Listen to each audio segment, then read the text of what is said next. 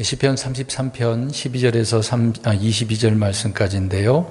지난 시간에 우리가 1절부터 11절까지 살펴보았는데, 이제 나오는 내용 가운데 보면 주님의 숨으로, 주님의 영으로, 다시 말씀드리면 말씀으로 하늘과 땅을 또 모든 것을 어떻게 하셨다고요?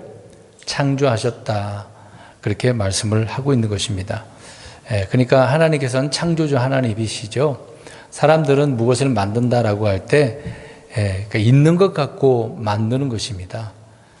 그러나 하나님께서는 아무것도 없는 것 중에서 그냥 말씀 한마디로 있으라 그러니까 있게 되어진 거다라는 것을 성경은 말씀을 하고 있는 것입니다. 그러니까 우리 하나님은 창조주 하나님이라고 강조를 하고 있었던 것이죠.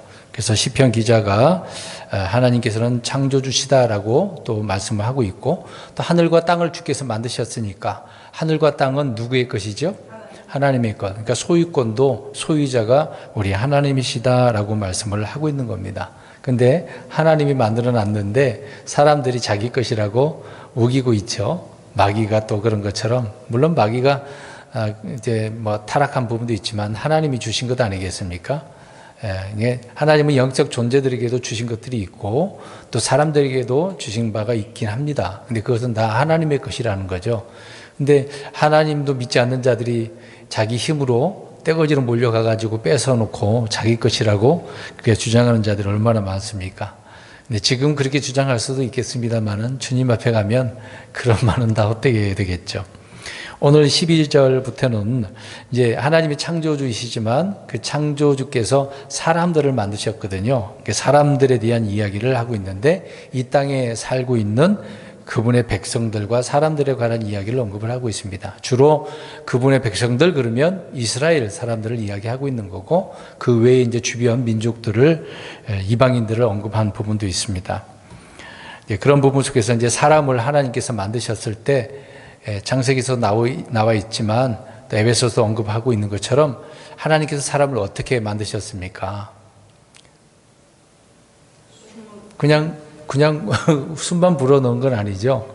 흙으로 빚으신 다음에 숨을 불어넣으셔서 살아있는 혼이 됐다라고 이야기를 하고 있죠. 이제 그건 그렇게 말씀하고 있고, 하나님의 형상으로 만들었다라고 이야기를 하고 있습니다. 근데 이게 좀 오해될 수 있는 것이 좀 신학적인 부분입니다. 신인 동형 동성론이라고 있어요. 그래서 사람 모양처럼 하나님이 똑같이 생겼다라고 생각하면 안 되는 거죠. 물론 하나님도 손, 얼굴, 머리 그런 거 다 사람 구조에 있는 것을 언급을 하고 있는 것이지만 사람처럼 똑같다 또 그렇게 해버리면 또 안 됩니다. 하나님은 영이시기 때문에 우리가 함부로 이렇게 이해할 수는 없는 것이죠. 그러나 하나님께서는 형상으로 자신의 모양으로 만들었다라고 이야기를 하고 있습니다. 창세기 1장 26절에 그렇게 언급을 하고 있는 거죠. 그러니까 이제 사람도 만드셨으니까 이 사람도 누구 것입니까?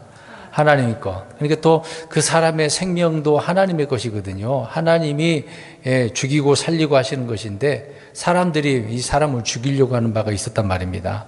그래서 성경에 하나님께서 창세기 9장 6절에도 말씀하고 있습니다만은 노아에게 말씀하셨죠.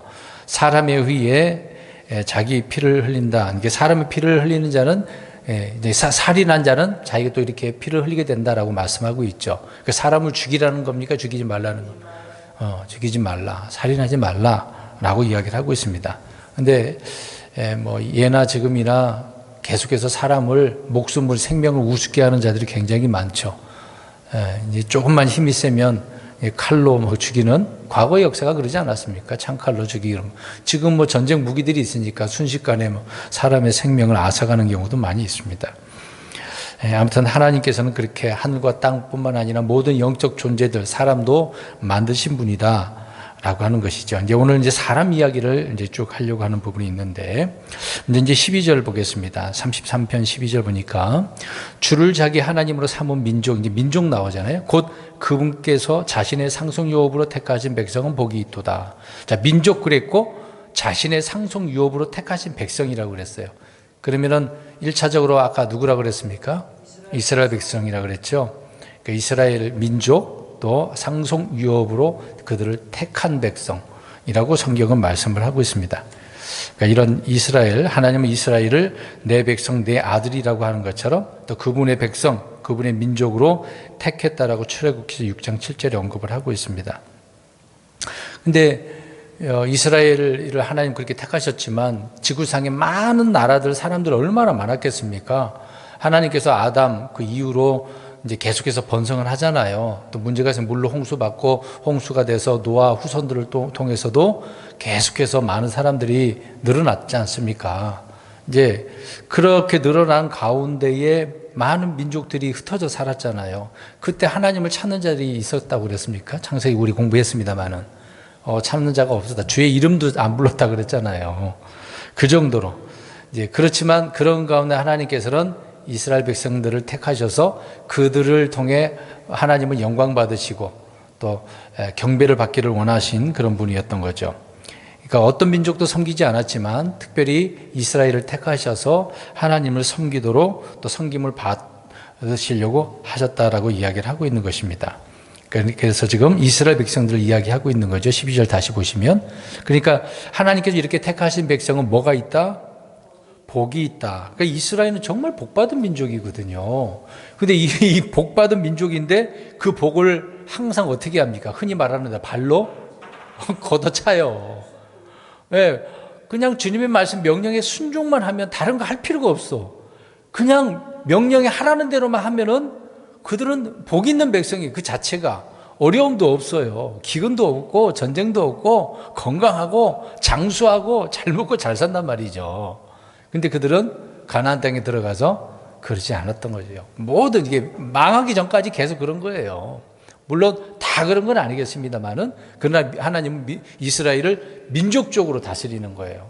한 사람이 잘못하든 많은 사람들이 잘못하든 전체 싸잡아 가지고 하나님은 이스라엘을 그렇게 이야기하고 계시는 거거든요. 그런데 이스라엘 백성들은 복을 받았음에도 불구하고 참 안타까운 그런 역사적 사실들을 통해서 볼 때 참 불쌍한 민족이라고 또 볼 수도 있어요. 복받은 민족이지만 그 결과를 보면 그렇다는 거죠. 그렇지만 앞으로 이제 천년왕국에 들어가서는 위대해지는 그런 민족이 되겠죠. 그건 미래의 일이니까.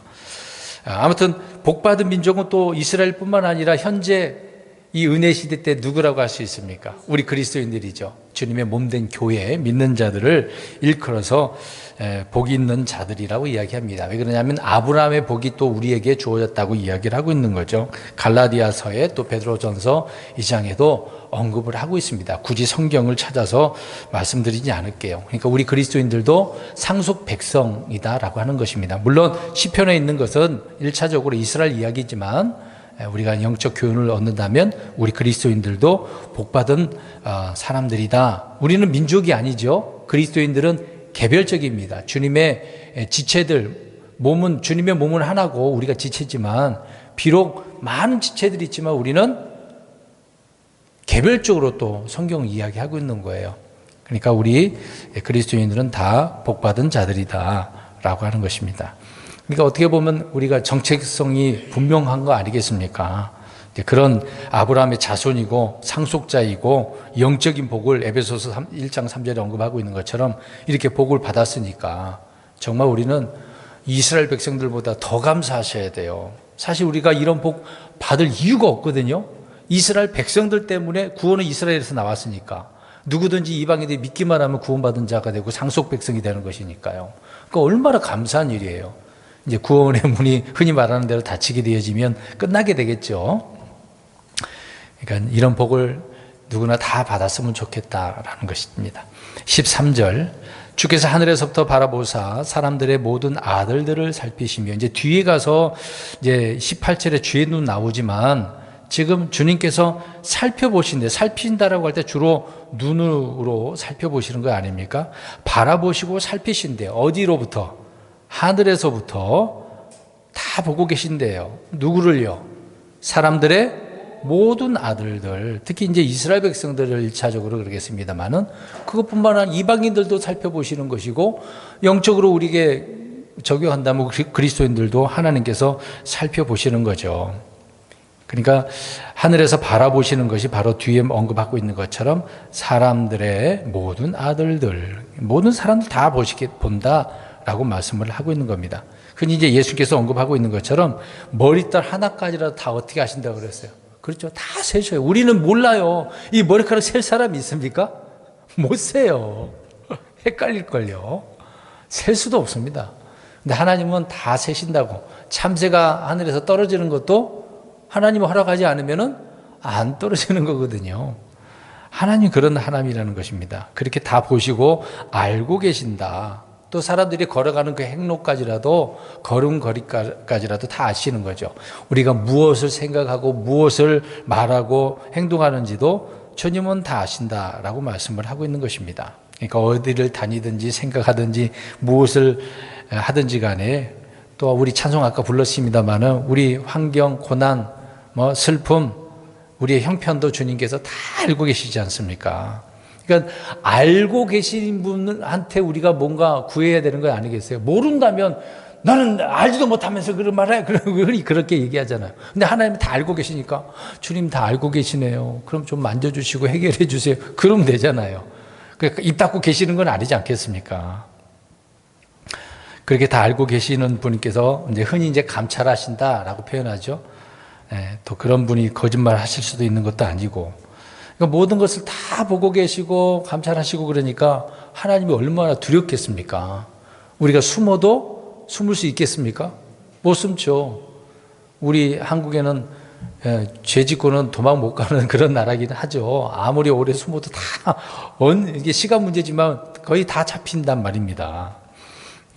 그러니까 두렵죠. 이 조그만 땅덩어리에서 어디를 가겠어요. 배 타고 가도 걸릴 사람은 다 걸리더만요. 근데 하나님은 어느 누구라도 다 보고 계시니까 두려워해야 되는 것이죠. 14절 보겠습니다. 살피시고 바라보시고 계신다. 14절 자신의 거처가 있는 곳에서부터 아까 이제 하늘에서라고 그랬으니까 땅의 모든 거주민들을 보시는도다. 이스라엘 백성뿐만 아니라 땅의 모든 거주민이라고 그랬으니까 지구촌에 있는 모든 사람들을 본다는 얘기가 되는 거죠.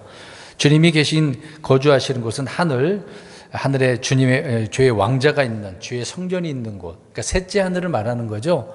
우주를 말하는 게 아니라 둘째 하늘 우주는 지금 누가 거하고 있고요. 사탄 마귀와 그 마귀들이 있는 것이죠. 셋째 하늘에서 주님은 다 보신다. 그 먼 곳에서 어떻게 보시냐고요. 사람의 눈은 조그만 것도 미세한 것도 못 보고 아주 멀리 있는 것도 못 보잖아요. 그래서 그걸 자세히 보려면 뭐가 필요해요? 망원경하고 현미경이 필요하죠. 하나님은 그런 거 필요 없죠. 다 보게 우리 속도 보시는 분이신데 그 먼 곳에서 다 보시는 거죠. 그래서 하늘에 거주하신 하나님을 이야기를 하고 있습니다. 15절 그분께서는 그들의 마음을 동일하게 지으시며 그들의 모든 일을 깊이 생각하시는도다. 저기 이제 그들의 마음을 동일하게 지으셨다라고 했는데 그러면 생각해 보겠습니다. 마음 얘기해 보겠습니다. 사람들은 또 서로 다른 면이 있긴 해요. 근데 마음 문제는 어떻게 지으셨대요? 그러니까 자매님 마음, 제 마음, 여기 있는 사람들 마음은 다 어떻다는 얘기. 희한하죠? 사람 마음 다 같을까요? 틀릴까요? 틀릴 것 같죠? 여기서 말하는 건 뭘까요? 동일하다고 그럴 때. 좋은 의미겠어요? 나쁜 의미겠어요? 주께서 마음까지 지으셨다고 이야기하고 있는데 그 마음이 사람들의 마음이 지금 어떻다라고 이야기하는 것 같아요. 좋은 의미로는 아닐 것 같아요. 모든 일을 뒤에 구절도 보세요. 그들의 모든 일을 깊이 생각하시는도다. 사람들은 모두 어떤 일을 할 때 선한 일보다도 주로 어떤 일을 합니까? 악한 일. 그러니까 사람의 마음은 주로 어떻습니까? 악하죠. 네, 악한 거. 그런 부분을 지금 이야기하고 있는 것입니다. 그러니까 사람들이 생각하는 거, 상상하는 거, 모든 것이 약하고 더럽다라고 하는 것. 그러니까 사람의 마음속이 다 똑같다라고 하는 것입니다. 그러니까 악한 성경적으로 표현한다면 악한 생각, 간음, 음행, 살인, 탐욕, 사악함, 속임, 색욕 이런 거라는 거죠. 예, 우리 사실 그리스도인들도 구원 받았음에도 불구하고 육신의 문제가 아직 구속받지 못했기 때문에 늘 이 문제가 있습니까 없습니까? 있죠. 이게 사람의 마음은 다 똑같아요. 그러니까 주님이 오셔야 되죠. 사실 이런 문제를 가지고 있는 우리들을 주님께서 새롭게 우리가 새로운 창조물이 됐잖아요. 앞으로 또 한 번 더 새롭게 창조되는 부분도 있겠습니다만은 그러니까 하나님은 자꾸 더럽혀지고 나쁜 것들을 새롭게 만들어버리는 하나님이라는 것을 우리가 이해를 할 수가 있는 것입니다. 아무튼 사람의 마음이나 본능은 똑같아요. 뭐 취향이 다르고 취미가 다르고 재능이 다를 수는 있겠습니다만은 마음은 다 똑같다. 그러니까 이런 마음은 문제가 있으니까, 그래서 아까 제가 기도할 때 그랬나? 뭘 받아야 된다 그랬어요. 하나님께서 시험하시면 단련, 그러니까 마음도 단련 받아야 된다라고 성경은 언급을 하고 있습니다. 그러니까 몸만, 사람들이 이제 헬스클럽에서 주로 뭘 단련하죠? 물신의 몸을 단련하잖아요. 근데 몸을 단련하는 것보다도 우리 그리스도인들은 뭘 단련해야 됩니까? 마음을 단련해야 돼요. 늘 새롭게 해달라고, 날 잘못한 거 고쳐달라고 그렇게 해야 되겠죠. 또 하나 15절 그 후반절에 사람들의 모든 일을 기억하신답니다. 우리가 받는 뭐 시험도 고통도 어려움도 있겠죠. 이런 것도 주님께서 깊이 생각하신대요. 안 좋은 것도 주님은 생각하시겠습니다만은 사람들은 다 성정이 같지 않습니까? 대부분 사람들은 힘든 일이, 좋은 일이 많습니까? 힘들고 어려운 일이 많습니까? 힘들고 어려운 일이 많죠. 태어날 때부터 뭐 다 평안하고 잘 되고 그런 게 어디 있겠습니까? 그건 흔하지 않는 일이죠. 대부분의 사람은 다 어렵습니다. 그러나 주님께서는 깊이 생각하신대요. 사람들을, 무리들을 깊이 생각하시고, 또 주님이 깊이 생각하시는 자신의 언약의 말씀도 깊이 생각하신다고 하잖아요. 모든 일들도 그렇게 주님은 깊이 생각하신다. 그러니까 주님은 그렇게 다 생각하고 있기 때문에 다 아신다는 얘기가 되지 않겠습니까? 15절 보겠습니다.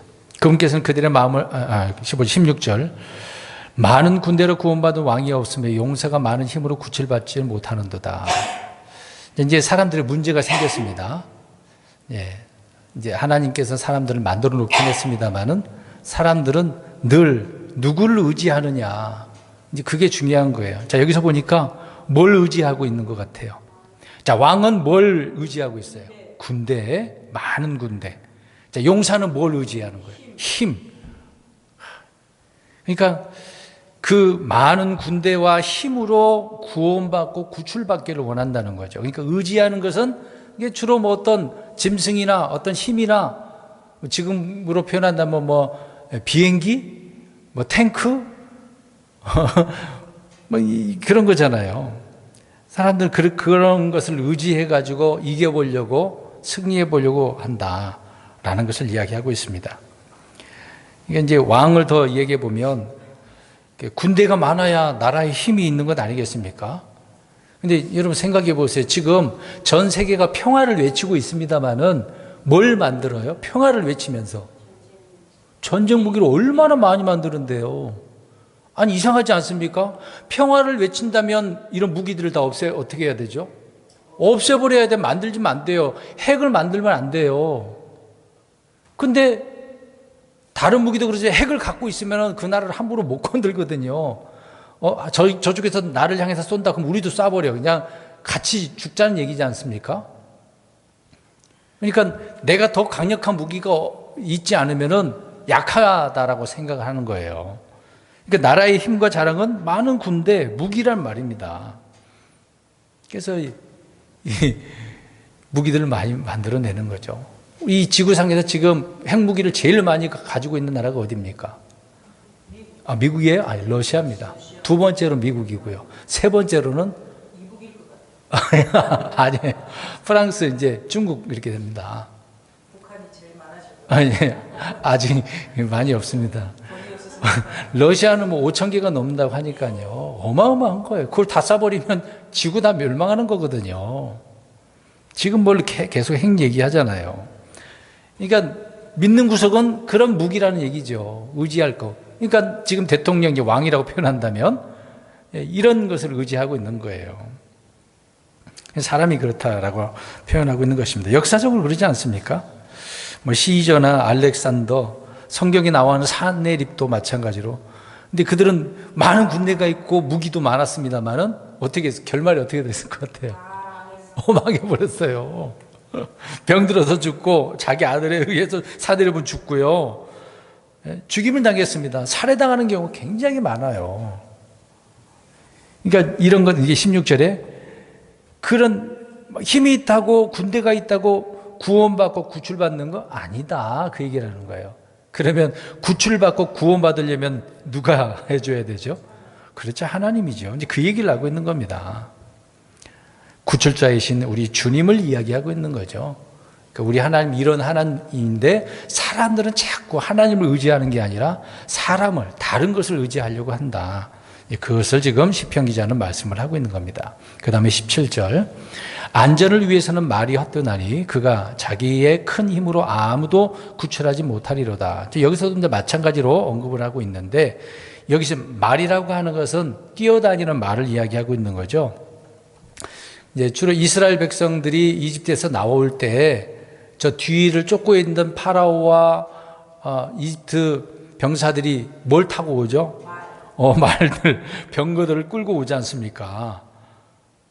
자, 여기서 이제 생각해 보세요. 자, 내가 그것이 있으면 더 이게 무기가 되는 것이니까 더 강력하고 힘이 있고 빠르고, 안전하게 나를 지켜줄 수 있을 것이다라고 생각을 하지만 그런 말은 어떻게 됩니까? 그럼 파라오가 타고 왔던 병거들 말들은 다 어떻게 됐죠? 네, 그 군인들 다 같이 죽었죠. 그래서 하나님께서 이스라엘 백성들의 법을 제정해 놨잖아요. 저 이집트로 가지 말라고 하면서도 뭘 구하러 가지, 전쟁을 위해서 뭘 구하지 말라고 그랬어요. 금방 말. 근데 솔로몬이 어떻게 했습니까? 말을 많이 가져왔다 그랬잖아요. 그러니까 솔로몬은 지혜로운 것 빼고는 잠언서 전도 쓴 거 그거 외에는 정말 안 좋아요. 행실이. 우상도 섬겼는데요. 그냥 하나님께서 다윗 때문에 복을 줘가지고 꿈 그거에서 대답 한마디 잘해가지고 받은 거죠. 그거라도 있었으면 좋겠다라는 사람도 있을 수 있겠지만, 근데 중요한 것은 뭘 의지하지 하면 안 돼요? 말. 사람들의 큰 힘, 자기 힘 안 된다. 그 얘기를 하고 있는 겁니다. 역사적으로 그런 일들이 얼마나, 이 말이 없어서는 옛날에는 주로 빨리 달리려면 말 타고 다녔잖아요. 우리 저 위에 과거에 우리 쭉 북쪽으로 올라가면 몽골 족속들 있지 않습니까? 특히 징기스칸 같은 경우에는 빠르게 이동을 하기 때문에 유럽이요 막 400년 걸린 정복전쟁을 이들은 25년 만에 유럽을 거의 많은 곳을 제패를 한 자들 아닙니까? 그럼에도 결국 어떻게 됐습니까? 몽골이 망했어. 몽골 지금 봐요. 힘도 없지 않습니까? 과거에나 그랬죠. 그러니까 이런 것을 의지하면 구출 못 받는다. 아무도라고 했잖아요. 아무도. 그러니까 이것만, 이 말씀을 제대로 믿는다면 다른 거 의지하지 않고 주님이 구출자시고 주님만 의지한다. 그렇게 되겠죠. 주님만을 신뢰를 해야 된다는 것을 말씀합니다. 18절. 오늘 이제 말씀의 핵심적인 부분이 되는데, 보라, 주의 눈은 그분을 두려워하는 자들, 곧 그분의 궁jel에 소망을 두는 자들 위에 계시나니. 이제 앞에 이제 구출자 그랬으니까, 이제 하나님께서 사람들을 보니까 다 이런 사람들만 있는 거예요. 그러나 주님의 눈은 이런 나쁜 놈들보다도, 안 좋은 사람들보다도 어떤 사람들에게 두고 있다? 그분을 두려워하고 또 긍휼에 소망을 두는 사람. 주님 나를 불쌍히 여겨주세요. 하나님 정말 주님 두렵습니다. 말씀 하나하나가 정말 놀랍고 두렵습니다. 이제 그런 사람들이잖아요.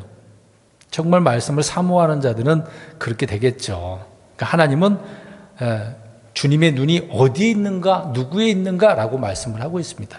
주님을 두려워하고 주님의 긍휼에 소망을 두는 자들. 그러니까 주님의 눈이 얼마나 무서운지를 말하고 있습니다. 이제 좋은 의미로는 노아도 주님의 눈에 은혜를 입었다라고 이야기하잖아요. 많은 사람들이 주님의 눈에 든 자들이 있거든요. 다윗도 주님의 눈앞에서 물론 잘못한 것도 있지만 평생토록 주님의 눈에 올바른 것을 행했다라고 이야기를 하고 있습니다. 물론 타락한 아사왕도 있습니다만은 이 아사왕도 주님의 눈에 올바른 것을 행했다라고 표현한 부분도 있거든요. 그러나 반대로 악한 왕들이 얼마나 많았겠어요. 사울 왕이 그랬지 않습니까? 아하 왕이 그러지 않았습니까? 이제 성경이 그래서 주님의 눈, 주의 눈앞에서 이러는 단어들이 굉장히 많이 나옵니다. 그러니까 하나님은 늘 주님의 눈으로 보신다. 그러니까 우리가 어떻게 나를 보신다라고 할 때 내가 어떤 자여야 돼? 오늘 금방 말씀처럼 주님을 두려워해야 되고 주님의 긍휼에 늘 소망을 둬야 돼. 아침마다 새로운 긍휼을 더해 주세요. 더해 주세요. 오늘이면 되겠지 만족 그런 게 아니라 늘 주님의 긍휼을 구하는 사람, 소망을 거기다 두는 거죠.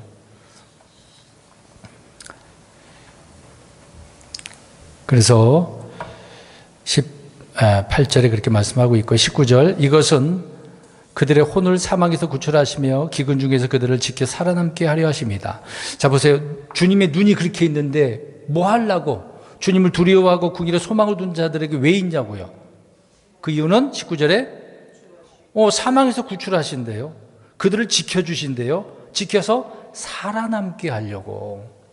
그러니까 하나님은 이렇게 지켜주시고 살려주시려고 하고 있는데도 불구하고 이스라엘 백성들은 자꾸 어떻게 하죠? 삐딱하고 주님을 떠나려고만 해요. 자기가 하고 싶은 대로 살려고 하는 거죠.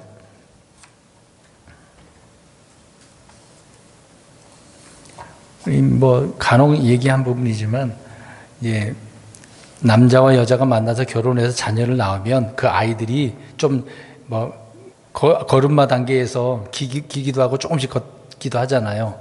그때 어떻게 합니까? 부모는 내버려 둡니까? 늘 쳐다보고 있고 넘어질까 봐 손으로 붙들려고 하는 거죠. 그러니까 부모의 눈은 늘 잠시도 떨어뜨릴 수가 없거든요. 그런 것처럼 우리 주님의 눈이 그렇습니다. 여러분 보세요. 여기 운전하고 계시지만 자매님 운전하고 오셨는데 딴 데 쳐다보면 어떻게 됩니까? 당장 사고 나죠. 큰 사고가 나는 겁니다. 그러니까 어떤 사람에게 주님께서 눈을 거기다 둔다라고 하는 것은 살펴주시기 위한 거다. 지켜주시기 위한 거다. 보호해 주시고 살려주시기 위한 거다. 정말 감사한 거죠. 우리가 하나님 이렇게 해주세요 그런 것도 아니고 근데 하나님은 늘 자기 백성, 자기 자녀를 그렇게 바라보고 계신대요. 정말 그래서 감사한 일이죠. 20절입니다. 우리 혼이 주를 기다리다니 그분은 우리의 도움과 우리의 방패시로다. 그러니까 혼은 늘 주님을 기다려야 돼. 왜요? 그분은 우리의 무엇이니까? 도움과 방패가 되어지니까. 필요할 때 도와주시고 방패는 주로 뭘 하는 겁니까? 뭔가 보호해 주는 거, 막아주는 것을 이야기하잖아요.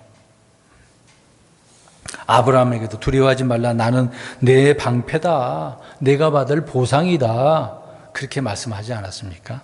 그러니까 하나님이 이런 분이라는 거죠. 21절입니다.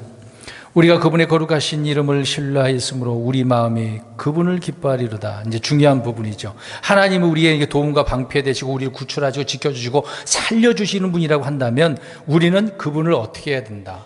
왜? 주님의 이름을 신뢰해야 된다. 왜 이름이라고 표현하고 있을까요? 주의 이름을 아무나 부를 수는 없는 거잖아요. 주의 이름은 구원이라고 그랬거든요. 그러니까 주님을 신뢰하라. 그 이름을 신뢰하라고 이야기하고 있는 겁니다. 또 하나는 저렇게 주의 이름을 신뢰하는 자들 그 마음이 늘 어떻대요? 기쁘대요. 그러니까 주님을 신뢰하는 사람은 마음이 늘 기쁘다는 거예요. 조금이라도 신뢰하지 않으면 마음이 어떻게 되겠습니까? 두려움, 괴로움, 고통 그런 부분이 되겠죠. 이제 이 기쁨은 주님이 주시는 기쁨은 영원한 기쁨 아니겠습니까? 성령님을 통해서 열매잖아요, 기쁨이.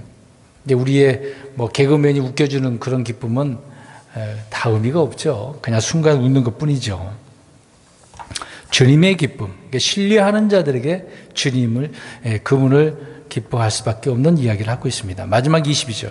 오 주의 우리가 주께 소망을 두는 대로 주의 궁유를 우리에게 베푸소서. 그러니까 우리라고 표현하잖아요. 앞에 이제 그들그들 이야기하다가 21절, 22절은 우리라고 표현했거든요. 이게 다윗을 포함해서 다 이제 싸잡아서 이야기를 하고 있는 겁니다. 그래서 우리가 주를 어떻게 해야 되는 거죠? 늘 소망을 두는 거다. 이거는 앞에서 계속 소망 이야기했으니까. 이건 두말할 필요가 없는 거죠. 그래서 늘 우리가 주께 소망을 두어야 된다. 힘들고 어려울수록 더 절실하고 간절할 수밖에 없겠죠. 그런 성도들은 주만 바라볼 수밖에 없는 것입니다. 간절하니까 바라보고 구하고 있는 거지.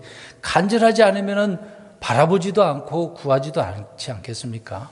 기도하는 사람도 보세요. 안 하는 사람들은 뭐가 없는 거예요? 금방 얘기했잖아요. 간절함이 없는 거예요. 뭐 없어도 된다고 생각하는 거죠. 필요한데도 안 구하는 거잖아요. 우리가 필요하면 누구에게 구하는 거죠? 주님께. 근데 안 구한다는 것은 내게 필요 없다라고 하는 그런 의미가 되는 것이죠. 그런 거요? 그 정도로 다 가진 자인가요? 성경은 구하라고 그랬습니다. 이 사람에게 필요한 것이 얼마나 많으면 구하라 그랬겠어요. 필요하지, 이게 성경 그렇게 얘기할 명령이거든요. 구해도 되고 안 구해도 되고 그런 게 아니에요. 구하라라고 했거든요. 명령입니다. 없어도 되면 구하지 마 그런 게 아니에요. 주님의 말씀에 따라 당연히 내게 필요한 것이기 때문에 구하라고 말씀하고 있는 겁니다. 오늘 이제 결론적으로 다른 거 생각하시면 필요 없고 주님의 눈이 어디에 누구에게 있는가? 아까 두 가지 얘기했죠. 주님을 두려워하는 자들, 주님의 긍휼에 소망을 두는 자들이 위에 있다. 왜 그랬어요? 그 이유가 뭐예요? 그들을 구출해 주시고 지켜주고 보호해 주시기 위해서다. 그러면 이러한 자들의 마음이 기쁜 이유는 주를 어떻게 하기 때문에? 신뢰하기 때문이다. 이런 사람 늘 구하는 거예요. 우리가 이런 사람이 돼야 되지 않겠습니까? 이 시편의 말씀, 이런 말씀 통해서 오늘 이것을 우리가 교훈을 받아서 이런 주님의 눈에 잘 들어야 돼요. 눈밖에 나면 안 돼. 주님의 눈에 좋게 보이는 그런 그리스도인이 되시기를 주의 이름으로 축원드립니다.